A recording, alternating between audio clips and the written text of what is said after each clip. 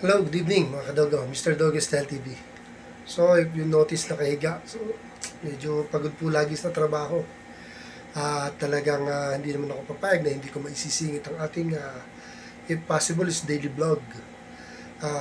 I-entertain ko lang yung katanungan ni Miss Maria ng, ano ba to? Ng Antipolo. Meron siya kasing katanungan na nabasa ko sa comment kahapon pa, hindi ko lang na asikaso dahil nga ako po talagang pagod sa ating bagong trabaho. So, syempre, hindi ko naman papabayaan natin vlog. Para po sa inyo lahat yan eh. So, Mama Maria, ang katanungan ni Mama Maria, mga kadogo, mga kabingin, yung aso niya po, meron daw amoy pa rin, even na bagong paligo. Ano daw ba ang magandang shampoo? Ano daw ba ang magandang gawin para if hindi man mawala na totally, mabawasan? Okay, sasagutin ko yan, Ma'am Maria, no? Actually, may vlog na akong ganyan nun. Pero ito ay ibang konsepto naman na sagot tong sasabihin ko. Kasi ngayon po ay tag-ulan. So, pag tag-ulan, ang mga aso po natin ay hindi naarawan. So, meron diyang iba, halos araw-araw pinaliliguan. Meron iba naman, sabi, once a month. Ako hindi, twice a week ako. Minsan nga, nagiging thrice pa. Pero hindi ako araw-araw.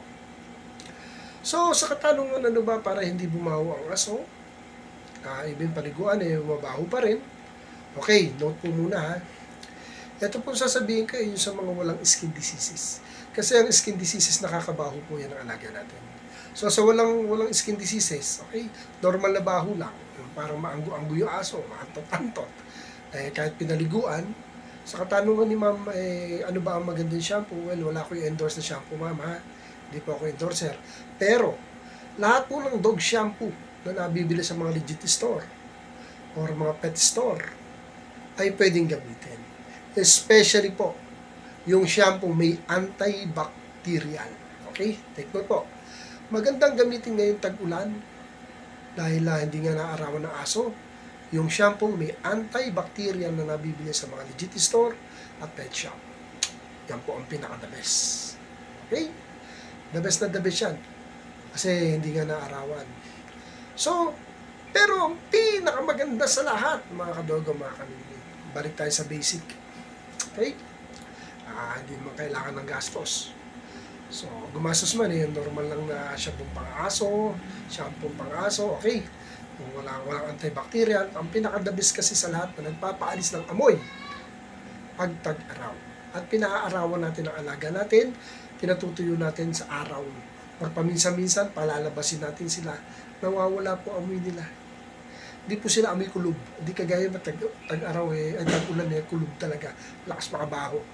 Yung natutuyo yung pusa sa balat nila yung pinagliguan dahil hindi natutuyo sa araw, ang lakas makabaho nun. Kaya ng the best, mama, pag tag-ulan, yung shampoo may antibacteria. The best na the best yan. Ngayon, sa natural way, pag may araw, hayaan natin mapaarawan ng aso. Nakakaalis po talaga ng amoyan. The best na the best yung. Yun mga sinasabi ko according to my experience. Hindi naman ako kuha yan sa araw-araw ng paligo. Tapos mababayaan lang naman natin na matuyo kusa, nangangamoy kulog. Kaya dapat may antibacterial kung tag-ulan. Okay po? At the best ang sunlight para talaga mawala ang amoy. Okay na okay po. So dito na lang uli. Okay, matutulog na. May pasok na naman po ako bukas. I hope may natutunan ka, ma'am. At kayo mga newbie, may natutunan. Simple-simple lang naman po yan. Hey, good night and thanks for watching po. Thank you for watching.